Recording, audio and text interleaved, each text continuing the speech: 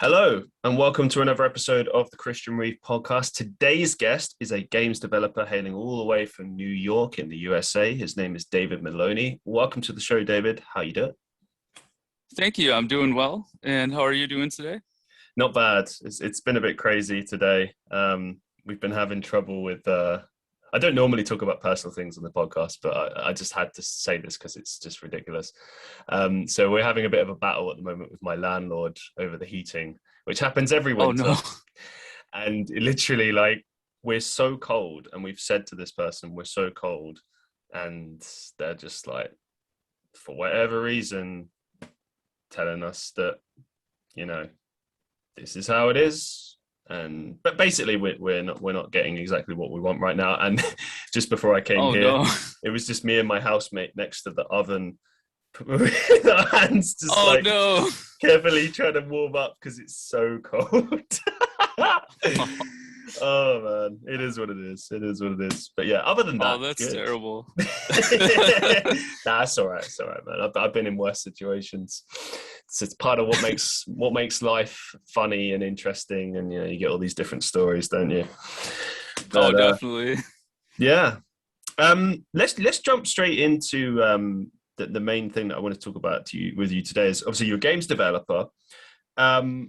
Before we get into the main game that you've released, I just want to sort of understand a bit about your journey, sort of becoming a games developer. So where did that begin, and talk us through like where that began up to where you are now. Okay. That's a good question. I would say it started about a year ago now. Um, Okay. I've always been a fan of video games. And kind of with the pandemic, I ended up having a little bit more free time than usual. And I'm a father of two children, and I'm married. I have a wife. So with all of us being home, it was actually my son that kind of got into it with school, learning how to code and Oh wow. things of Okay. that nature. Yeah, and so he asked, if we could create our own video game, and so I said, let's give it a try. Wow, that's such a And wholesome reason to get into games development. I really dig that. Cool. Okay. Well, so this is interesting. I kind of assumed, I guess, based on the research that I did, that you've been a games developer for some time. But hey, you get into it whenever you get into it. It is what it is. But so what's your line of work outside of this? Are you now like a full-time games developer, or are you sort of doing both at the same time and looking to get into full-time games development? Like, what's the situation there? yes, that's kind of so on the outside, my full-time job, I'm in the auto industry. Oh, Um, cool, cool. and thank you. Yeah, I do team leader work there, kind of like the logistics end of keeping track of things and running a team. Cool. And I have some experience with, like, I've done tech support jobs and things Hmm. of that nature. So it's always kind of been in my wheelhouse. And then as far as just growing up on video games with my friends, we've Yeah. always been huge gamers.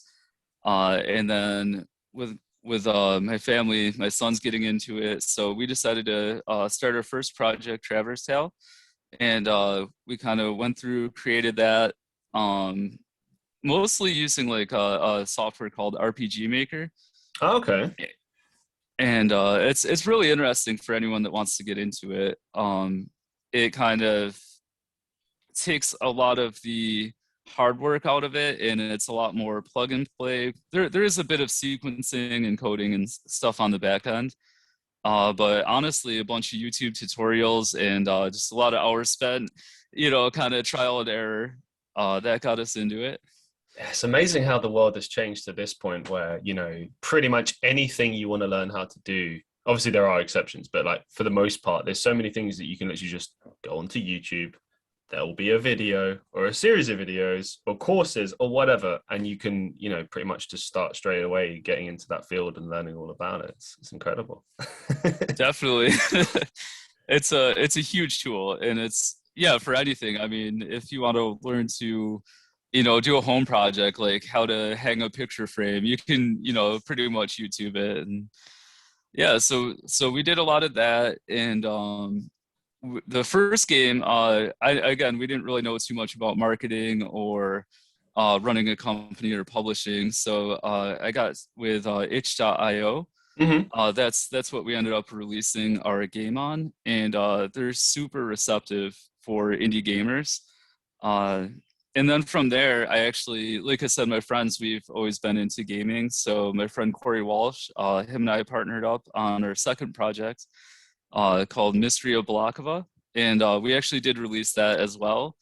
It's gotten some really cool feedback, some reviews, and we actually had a couple of streamers play our games, Oh, give us wow. some critiques. Yeah. Oh, interesting. Okay. So what? So it's positive, but it's kind of unexpected sometimes. No, it's good. All feedback is good feedback in my book. I've had some feedback on the podcast, which I've been very vocal about before. but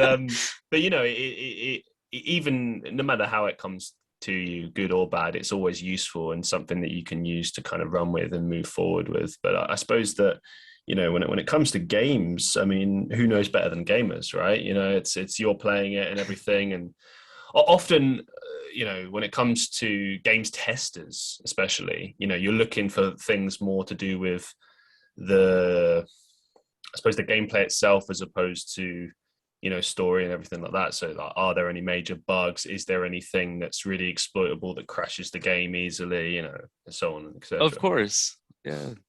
So Uh, Grammar's been the biggest thing that I've been critiqued on. all right. uh, It's an interesting criticism. Well, I suppose it's fair though, isn't it? But rightfully so. It's I've never claimed to be English major. So any feedback, I'm like, that's cool. And yeah, I mean the gaming community is very very flexible, and they'll tell you if something's wrong. And so we've been patching updates and fixes as we go along there.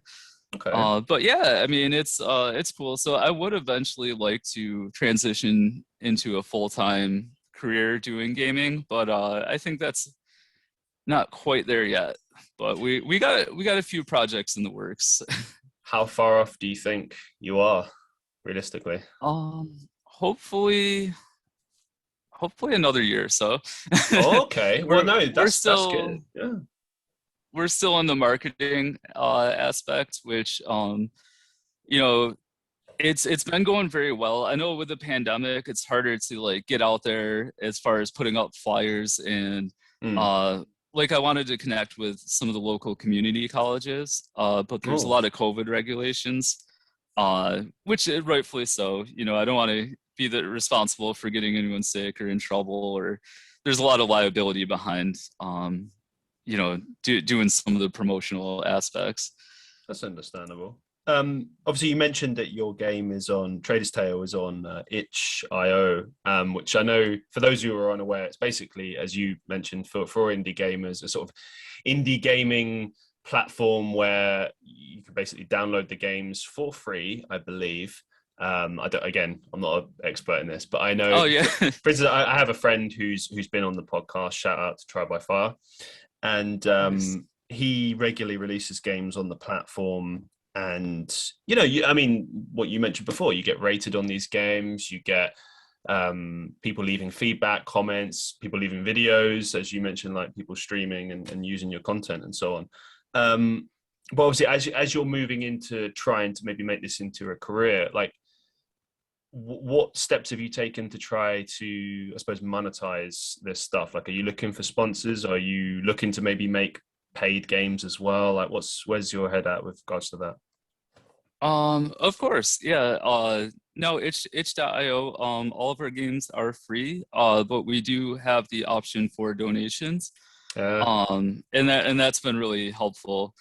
Um, I think given the option to donate as opposed to putting like a monetized price, I think that's been really cool because I know not everyone has extra money available. So, Sure. it's kind of gives you a chance to play the game. And if you like it, feel free to donate.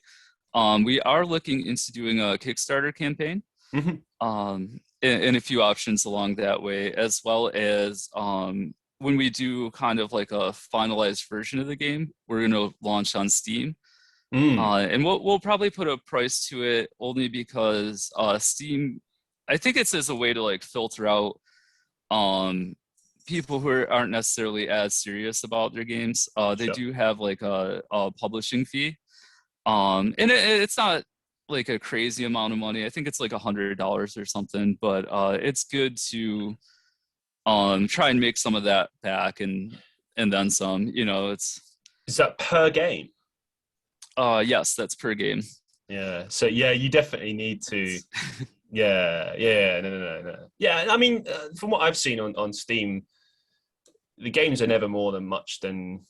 Well, again, it depends on what the game is. If it's an indie game versus if it's a major title. But yeah, it ranges anywhere from like say £2 to £5 all the way up to £40 if it's a major game and so on. But um, I like your ethos about how especially I like the donations kind of idea in the sense that people can kind of freely donate what they feel the game is worth or what they want to contribute or whatever they have at the time and so on. Yeah.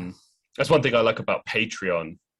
Especially I have a Patreon as well, and Oh, yes, I'll have to find you on there. it's like it's cool because it's like people can, like I said, donate whatever they want, but sometimes people just want to show that they appreciate you and everything that you do, and it's a good way. Like when people become fans of what you're doing. Like one thing I think is interesting about what you've told us so far is that this is a project with you and your son, and I think that how old is your son, if you don't mind me asking? So he just turned 10. Oh, so sick. Actually, yeah, on the 5th. Yeah, we had a great time doing this, and my daughter helped out as well. Oh, She's awesome. 7, so she's a little bit younger, but she was our first beta tester, Ah, as well as a interesting. couple of my buddies. Yeah, it's It's crazy how quickly kids get into gaming, like from such a young age. I mean, I have 4 siblings, and all of them, I would say, started playing games from as early as 3, 4 years old, which blew oh my yeah, mind. I mean, I don't think I picked up a games console at least until I was 7 or 8 years old. Like oh yeah. maybe, you know what I mean? Like back in the day, it was like PlayStation or Super Nintendo or whatever. It's like, ugh. But yeah. Have you had any favorite games growing up, or Oh, even now? sure. Yeah. I mean, pretty much any game made by Rockstar. There you go. Grand Yeah. Theft Auto. Gun was a good one. Skyrim's probably my favorite game of all time. I think. I just Oh, love definitely. that whole RPG kind of um any kind of RPG. I loved Pokemon. I'm a big fan of the Pokemon games, the original ones. I don't do gaming as much these Definitely. days just because just can't afford to. But Oh no, I hear you. yeah, no, I see like everyone with like PS5s, and I'm like, oh, that would be nice. But at the same time, it's how it is. You get older, you don't always necessarily have the time for these things either, as well. So that's a thing you have to consider. But one thing I wanted to Definitely. just to comment on is obviously you got like this sort of partnership thing with your son and your daughter, and I think that's really cool. Like maybe that's something that you could work on in the future. Who knows? Maybe you could stream games together in the future. Oh, that'd be You fun. see what I Yeah. mean? Because it's a lot of different aspects to it, isn't it? There's the spending quality time with your kids, bonding time, Of course. and then there's working on stuff together, and then there's also the appeal of I'm sure because I haven't seen that many times like people streaming, family streaming. Like I've seen it a few times, but not like with gaming, and I think that'd be pretty interesting. So maybe there's an idea for you. Definitely. Yeah. I know my son, he wants to be a YouTuber, of course. That's Of like course, his yeah. career goals. And I'm totally supportive 100%. I think if you are passionate about something, go for it. And so we got him for his birthday the gaming computer and Oh chair and all that wow. set up. It's not the top of the line stuff, of course, but it's something to get started with. No, that's hey. The wow was that I think it's really cool to support your kids like that. I think that's really good, and supporting their dreams and what they want to do. You know, that's it's good. I think for many people, it is important to have your parents kind of acknowledge what you're doing and to support it, and you know, even little things like that, you know, can mean a lot to them, because it's like affirmation of like, hey, I believe in you. I know you're going to succeed in this. Go get it. You know, Definitely. Couldn't agree more with that. Yeah, let's talk a little bit more about the Trader's Tale, your first game. So, yeah, tell us about this game. In the blurb, it read that it's very similar to the Legend of Zelda games or early platformer games. But what can you tell us about this game? Why should people play this game? Well, if you're a fan of RPGs, it should be right up your alley. Yeah, so I mean, it's cool. It's Trevor is the main character. He's trying to save his kingdom. And yeah, there's kind of a parallel to like Legend of Zelda, where Link would be on his quests. I think what differentiates it would be, you know, we made a couple cool different levels where there's like Ice Kingdom and a Fire Kingdom, and along the way you get more members in your party. I believe you get up to 4 characters total. And we made a couple hidden like side quests and stuff, so I don't want to spoil everything, you know. Yeah. But yeah, it's a pretty straightforward, just like you know, throwback to like the Super Nintendo days, kind of where you could just pick up and play. We made the feature so you can save at any point in the game. So Yes. yeah. It's funny. I don't know if you've ever watched the Angry Video Game Nerd on YouTube before. It's a YouTuber called James Rolfe. He created this character in like the 2000s, and he's reviewed like hundreds of games. And the whole point of the character is that he's like this guy, I guess, having a sort of a midlife crisis where he's like reliving the games he hated as a kid and like genuinely reviewing the games, but in a like over the top. Oh, that's fun.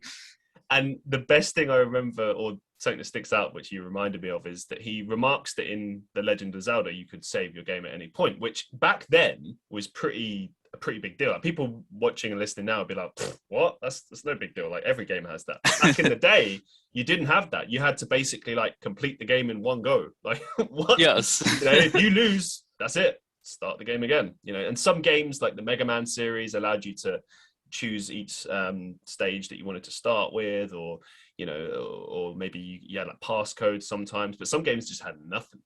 So having this that having this like save feature is invaluable, really. I mean, definitely. I mean, that's one of the most frustrating things, is you put all this time and effort into proceeding forward, and then you're just like, oh no, back to square one. I think I remember one of the Mario Brothers games was like that. I forget if it was the first Nintendo or if it was the Super Nintendo, but yeah, I remember that just being super frustrating, because you'd make it like halfway through and then the cartridge would just freeze and everything was gone. It made me laugh as well, like, and how there was all these different techniques to how you can get the game working again. So like most people, it's the blowing thing, which I remember that. I think Nintendo themselves said that actually that doesn't do anything, but I kid you not, that did do something. But like, I heard about some people that used to just take their cartridges and like throw it at a wall, and that would apparently work. I don't know. I think it would, until it explodes at some point. Oh man, there's yeah. In the city I live in a city called Manchester in the UK, and there's this there's this arcade bar. Right, it's as awesome as it sounds. You go downstairs and there's a bar. You can, you know, buy whatever drinks you want, and there's a bunch of free games you can play. So you're talking like PlayStation 1, GameCube, whatever, right? And a bunch of arcade systems as well. And the one thing that I remember that I thought was really cool, other than all the decor and all the games and everything that you see, is that when you go to the bar, on the right-hand side is just a wall that's literally encased in Super Nintendo games. Just I don't know, I guess they've been glued to the wall or something, but it's just the coolest thing ever. That is so cool. Literally, I love places like that where you can go, like, it doesn't matter how old you are, you just go there and you be a kid again. It's brilliant. Definitely. Yeah, we have a place, Dave and Buster's. I'm not sure if you heard of that. It's same thing. It's like a bar, but they have all these arcades, almost like you can go there and get tickets and win prizes and stuff. But it's for everyone from kids to adults, and it's just super cool. So, do you have plans to sort of release like a sequel to this game, or I don't know, what do they call it now? DLC, extra content, etc., stuff like that.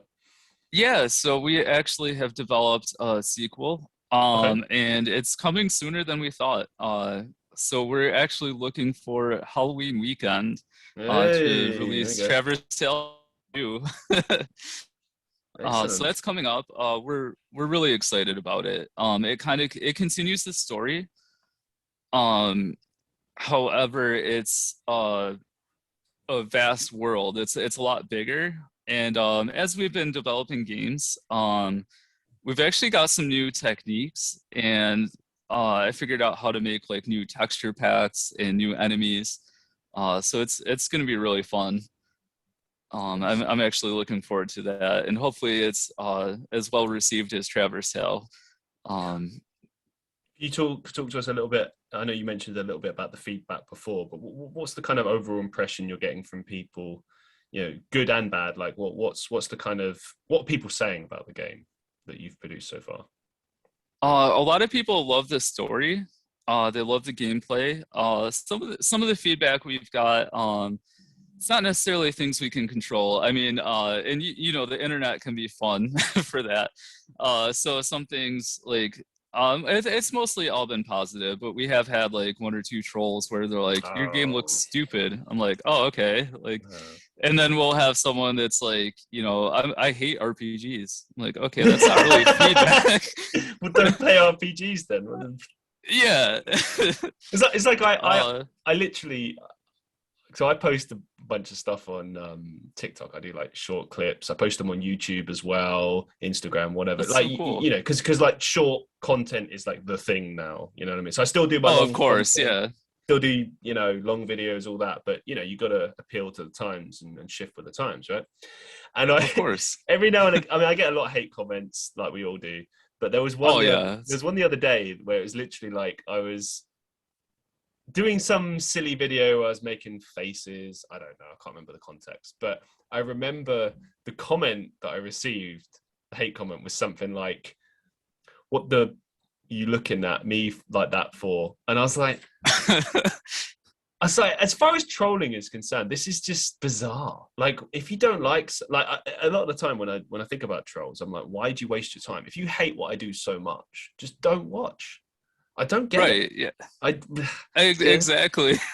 it must just come from a place of jealousy and not necessarily because obviously I've seen hate comments on people that are successful. Do you know what I mean? Like they attack Oh, of anyone. course. But if you're trying to build something, I think people get jealous because they're not building anything themselves and they're jealous that you're trying. I think that's what it is. You know what I mean? They try and bring I, down other people that are trying to achieve something, and yeah, it is what it is. Definitely. I think it comes from like you said, it's just they got something going on in their lives that's going wrong or not their way. So in order to feel better, they'll lash out on whether you're creating video games or music videos or whatever.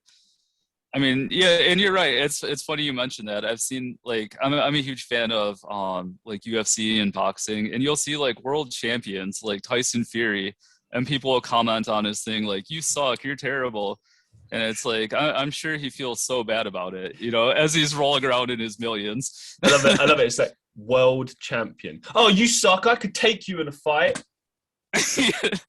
All right, Like that dude would knock user my one head one off. six. It's bizarre, man. It's bizarre. It's so funny.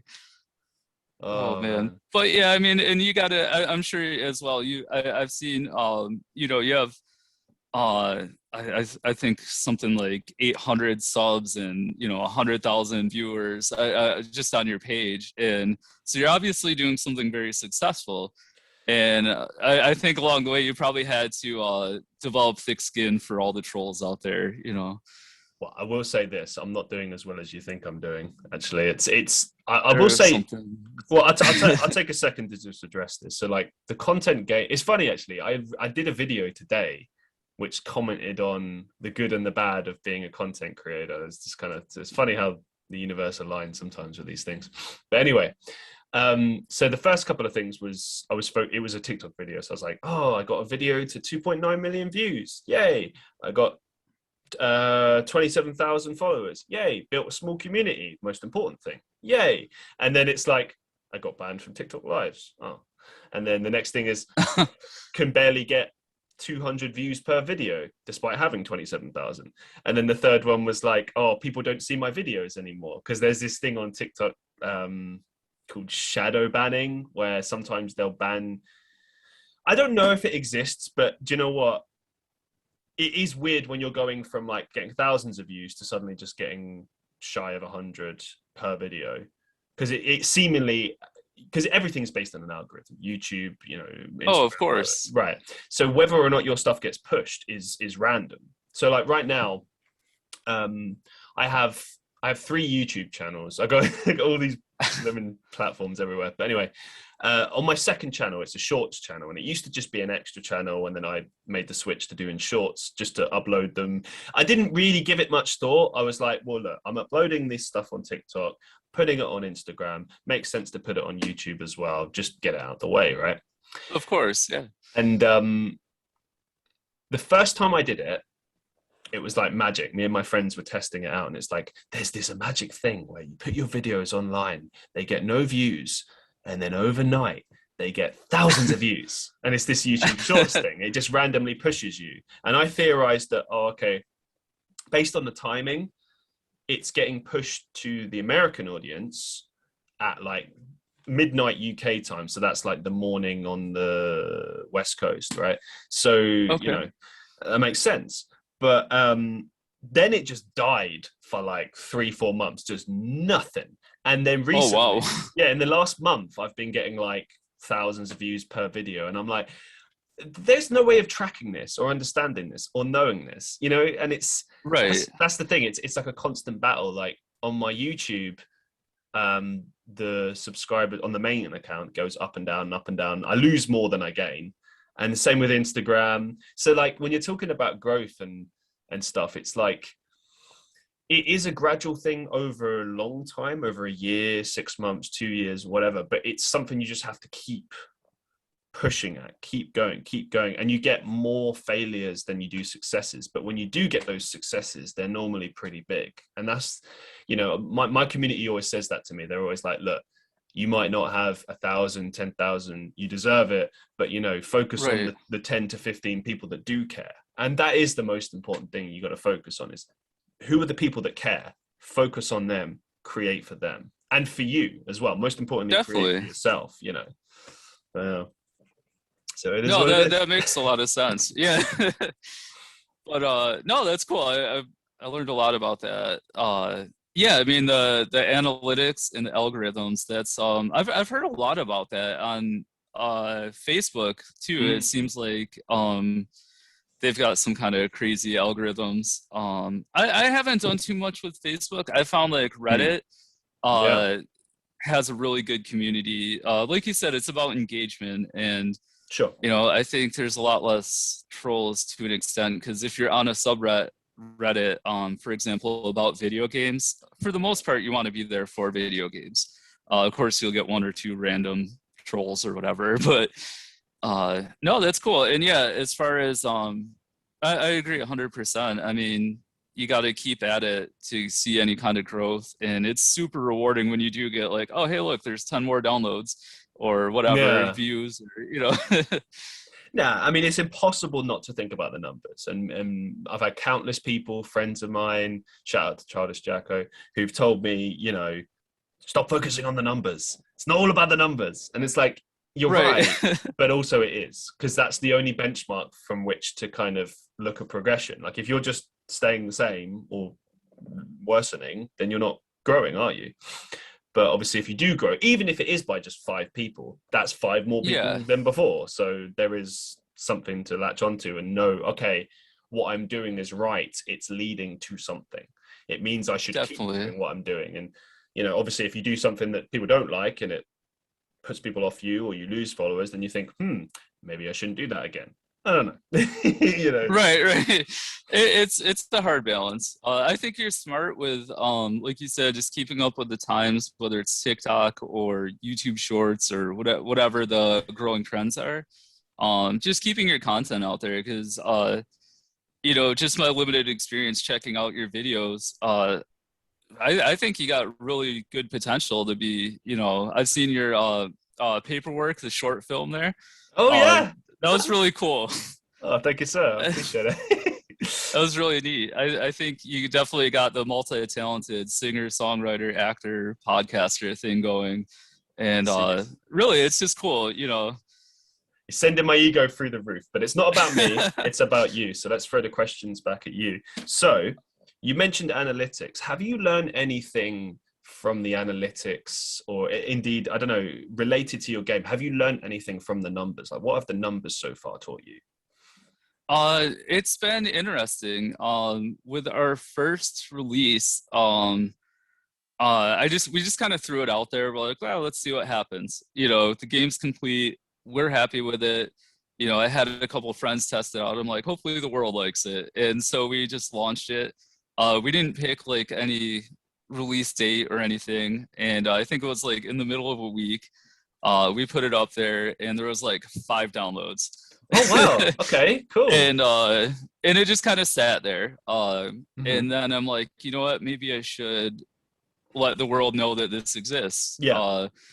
So then I went on YouTube and I'm like, what are some of the best ways to market an indie video game? And that led me down a rabbit hole of watching a tutorial on marketing. And so I ended up putting out like an ad together, and I looked on Reddit. There's a subreddit for free video games. So if your game is for free, you can post it up there. So we advertised that way. And then we watched the numbers grow from 5 to there was about like 10 more that following day. And I was like, cool, this is working. And then, you know, we started going and we seen an upward trend. And then it kind of fell flat for a while.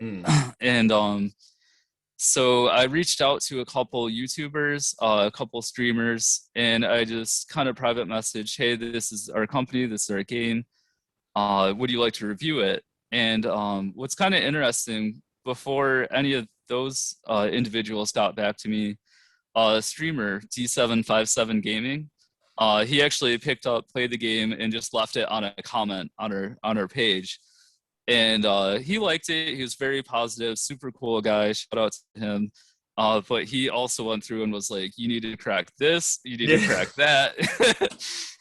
So even though it was kind of like it was the first impression, that was the name of his video on Traverse Hale.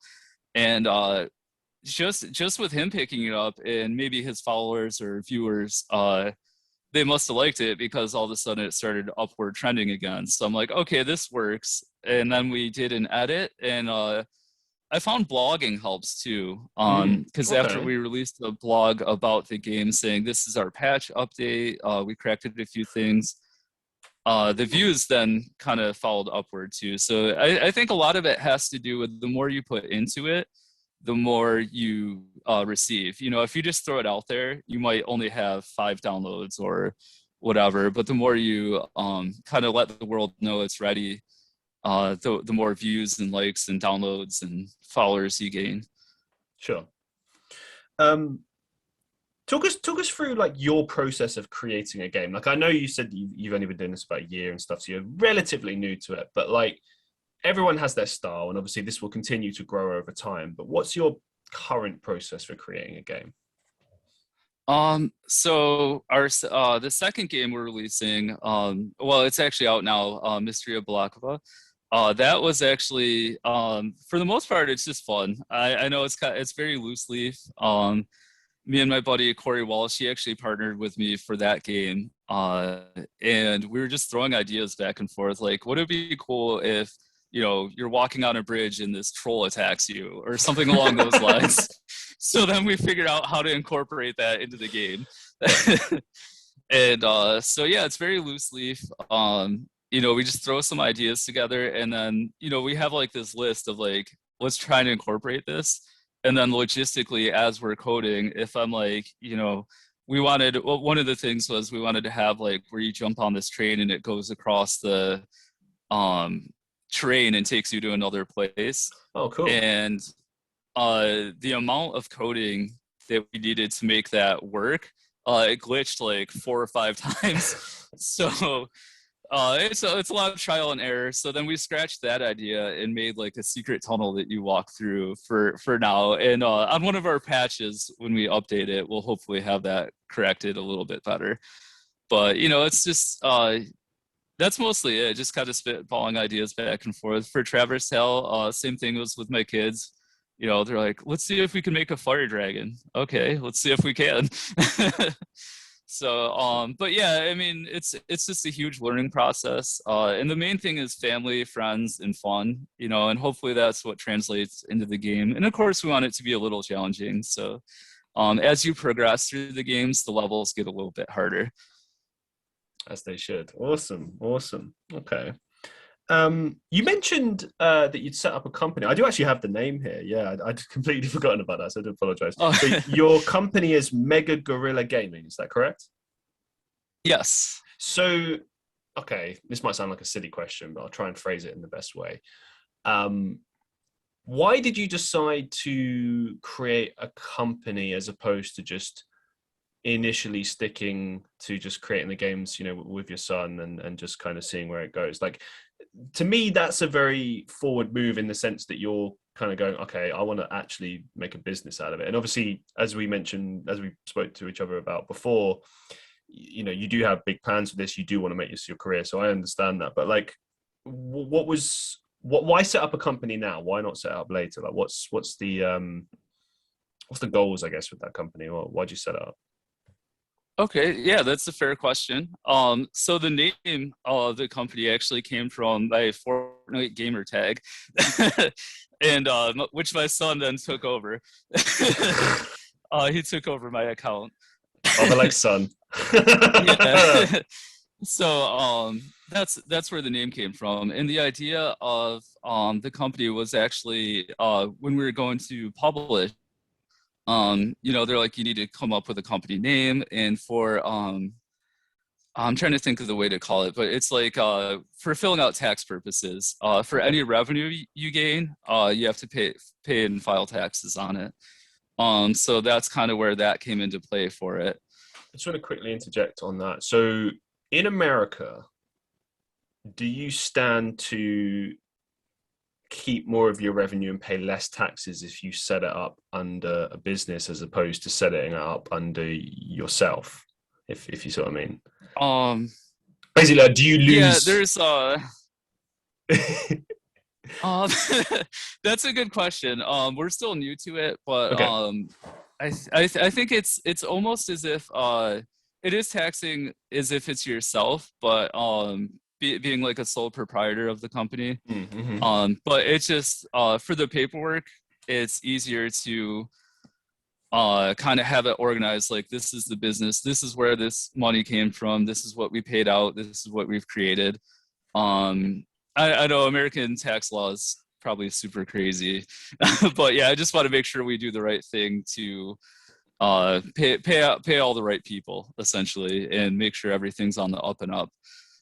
The only reason I mentioned kind of yeah, go on. Oh yeah, so that's kind of the reasoning behind it, is just to make sure everything's done in the correct manner. And the only reason I mentioned it is just because, like, what I've seen over the years with businesses and taxes is a lot of the time, especially when it's a small company, what the business owners will do is, obviously put everything under the company name, and revenue goes through the company, etc., and they just pay themselves a kind of a small wage, not that much, or even if it is a lot, nothing compared to what the company's earning, and then they receive less taxes on that, but the company incurs the majority of the taxes, etc.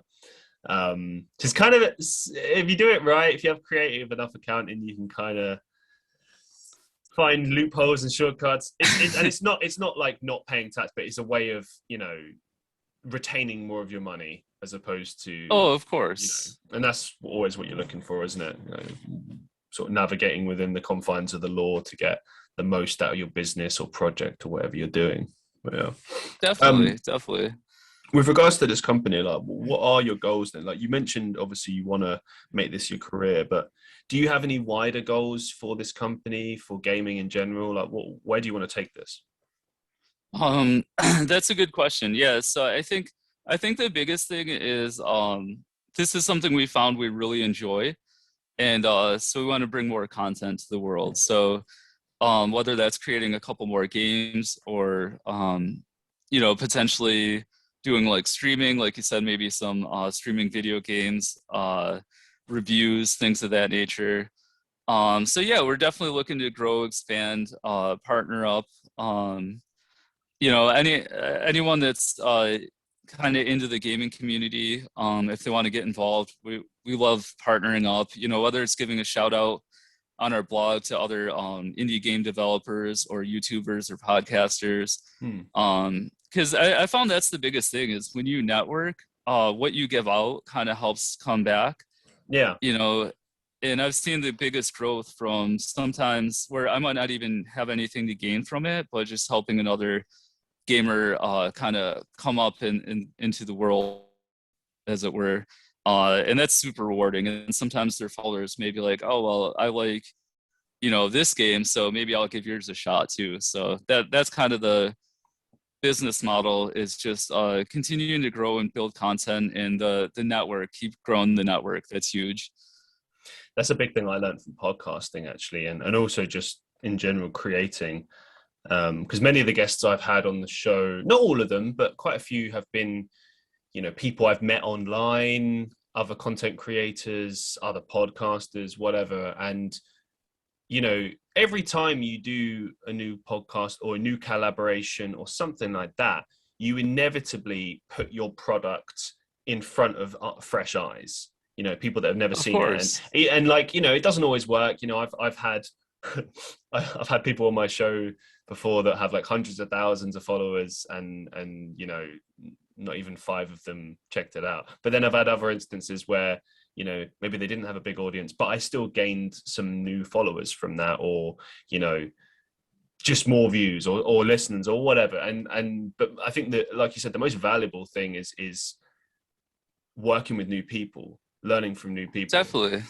And it's the biggest probably reason why I do the podcast, other than my other sort of reasonings for doing it, is that I get to sit and have fun conversations with people from around the world and learn about different things. And, it's obviously, at the end of the day, it's a reciprocal relationship in that, for instance, you come on the show, you got something to promote, etc. It's content for me, but like, I don't see it quite like that. Even though it is that, I actually truly enjoy just having the conversations. And I think I owe the podcast a lot for helping me to be able to be a better conversationalist, and I think that that's fun. That's cool. Bring it back to the conversation, that like the main point of what you raised is that, just collaborating in general can only bring either positive things or lessons. It's one or the other. Definitely, yeah, or hopefully both. Yeah, sometimes. Yeah, I think that's huge. Yeah, absolutely. You mentioned that you're a father, and I didn't actually know that ahead of this, so fair enough. But I guess what I wanted to ask you is like, two questions. Firstly, how has being a father changed, I suppose, your life and the way you do things, the way you approach things? And then also, what would you say like the biggest lessons you've learned from being a father? That's a good question. Definitely, I think it's changed my life for the positive, of course. I love my kids and my wife. We've been married for 8 years now. Congrats. Thank you. And yeah, I think the biggest thing is whether it's my career, as far as like going to I got like a online business degree, and that my main inspiration was to provide for my family. Mm. And kind of with my career path and everything of that nature. So the biggest thing is I try and support my children, you know, both financially, but also to be there for them. Because I've learned so much from them, just as much as they learned from me, I'm sure, you know, such as like patience, Yeah. you know, just being there, being creative, trying to have fun, keeping them out of trouble. That's always the biggest one. And I think the best way to do that is to support them. And whether it's soccer or we do like Boy Scouts or Girl Scouts, any after school activities. I think that's the biggest thing. But with that comes patience, because there's some days they just don't want to do anything except go home and play video games. Uh, but yeah, I think patience is the biggest thing. And then I'm definitely more cautious as trying to be a better role model and a better person. You know, Mm. I don't want them to see me cursing all the time, for example, Right. or things of that nature. You know, it's like, you know, how can I tell them to be the best if I'm not being the best person I could be? I think that's the biggest thing. That's a really cool way of looking at it, man. I respect that. Awesome. Thank Awesome. you. I know that's kind of a lot. No, it's good. It's good. I like asking these questions that come from the heart, which sets up my next question, actually. What's the biggest life lesson that you've learned so far? Um, wow, that's a good one. I think the biggest one is, you know, like I said, this kind of all comes full circle, but you know, family is the most important thing. In friendship too, of course. You know, um, that's another thing. Like my best friend, we've been friends since elementary school, Oh, cool. and you know, it doesn't always work out where it's like we hang out every day. Life happens, but you know, I always try and when I make friends, keep in contact, because anything could happen. I've lost a lot of friends over the years from you know, whether it's car accidents or unfortunately in some cases like drug overdose. That was a huge problem a couple years back, was like opioids. Some people kind of went down that route, and so you know, you never know. But yeah, the biggest thing is just family. That's the family and friends are the most important things we got. So try and take care of them. And as we draw things to a close for today, do you have any kind of upcoming projects or maybe some final thoughts that you'd like to share with our listeners? Definitely. So upcoming projects, we have Traverse Tale 2 coming out very soon. And on itch.io, we actually do have our blog, where we'll post updates. So yeah, if you want to give it a check out, a view, like, whatever, you know, that's our biggest thing. And I just want to thank you for giving me the opportunity to come on here. We had a great conversation, I feel. And like I said, awesome musician. So I'm going to check out some Oh. more of your videos. Well, thank you so much, David. I sincerely appreciate you putting aside the time to appear on the show. Thank you very much. Thank you. And to everyone listening to the Christian Reeve podcast, I hope you enjoyed it. Be safe, be well, and I'll see you in the next one.